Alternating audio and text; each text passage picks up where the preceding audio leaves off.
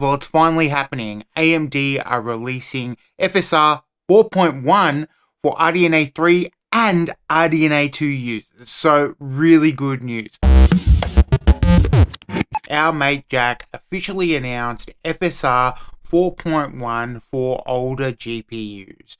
He loves kicking these things off with. As a lifelong gamer, I spent a lot of time thinking about how to push game experience forward. Alright, so let's just kick off with the details, guys.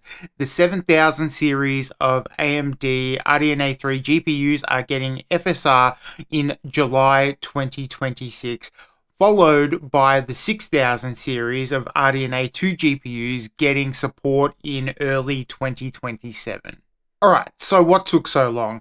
Our man Jack says RDNA2 and RDNA3 just couldn't use the same implementation as RDNA4, which, we already knew about. So Big Jack goes on to explain the details of FP8 and the difference between Int8 that RDNA3 and RDNA2 will be using. It's really funny how he talks about it because they go to pains to say that, RDNA2 and RDNA3 don't have the same AI acceleration as RDNA4.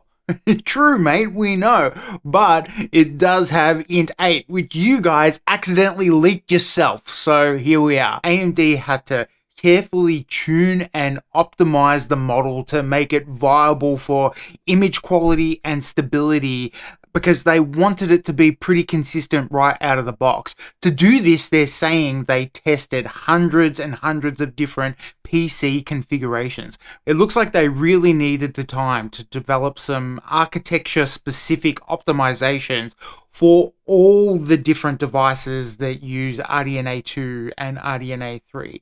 So we're talking handhelds, we're talking the Steam machine, we're talking all the GPUs, and of course they had to test it under all these different configurations to get it right. So if I had to guess, AMD are rolling this out with RDNA3 in a month's time to accommodate all their partners and all the devices that are currently rolling out with RDNA3. I mean, the Steam machine suddenly looks like a more interesting device when you can confidently purchase it knowing that it's going to have some really good optimized upscaling with it. I wonder if any of the delay for the Steam machine was so that AMD could buff up this version of FSR 4.1. And there is no doubt that they took a massive hit in sales for current RDNA3 devices. So those GPUs have just been sitting on the shelves, and one way to get them off there is to offer them the latest upscaling technology. So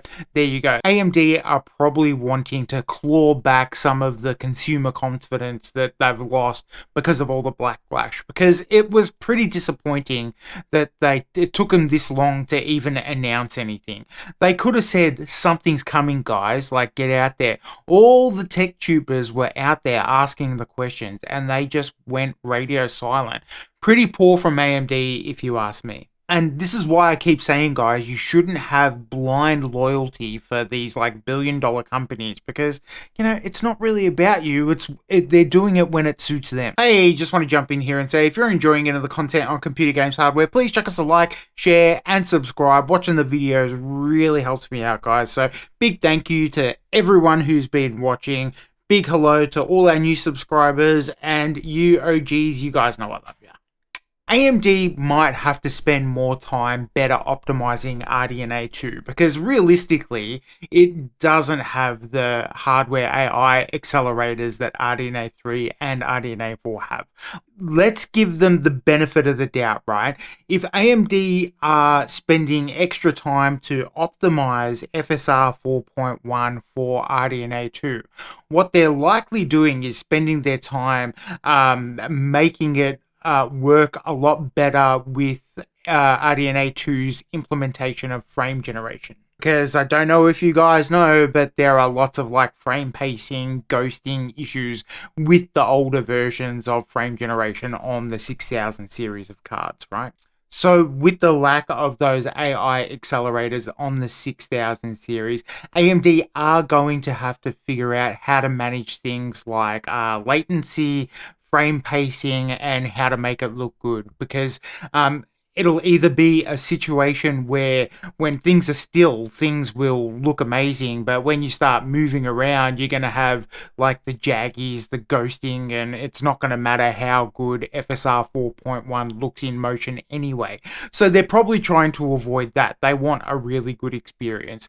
That's if you're being generous to them, because I reckon that it looks good in its implementation in Int 8 anyway. So look, the truth might be actually somewhere in the middle, where RDNA2 does need more support and optimization, but also the current FSR 4 DLL that you can implement in OptiScaler and things like that looks great, and the performance hit is what you would expect for such an old card.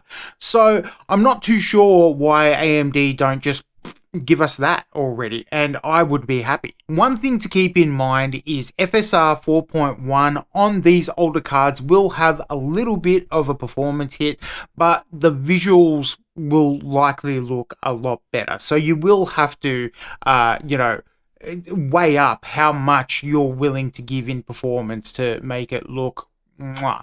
But it does look good. I feel like it's worth it. I've been using it in Pragmata. I've been using it in Resident Evil Requiem. So it does look good. I've even been turning frame generation off just to use FSR 4 through the OptiScaler client. So I'm quite happy with that. So that's what I'm hoping. I'm hoping they're doing a little bit of development between the old implementation of frame generation and FSR 4.1 to make things buttery smooth so you get a little bit of a performance increase. Because it makes me wonder if they're trying to hold off on providing FSR 4.1 on RDNA2 just so they can sort of actually cut support in a year's time without it being such a big publicity hit.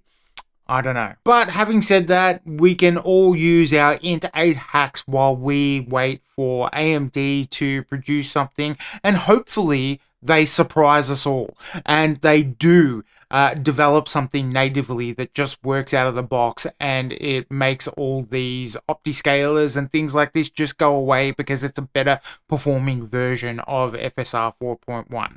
So fingers crossed, that's what I'm hoping for. Anyway, what do you guys think? Are you happy that AMD is breathing new life into RDNA3 and RDNA2 cards? Let me know in the comments down below. That's going to do it for this one, guys. It's really good to be back with some good news for you guys. AMD breathing some life into us old RDNA2 and RDNA3 users. Finally, some good news. A little bit disappointing that they had to fumble so hard to get here, but, you know, what are you going to do? Alright, well, I've had a good time making this one. I hope you guys have had a good time watching it, and I will see you in the next one. Thanks for watching. See you next time.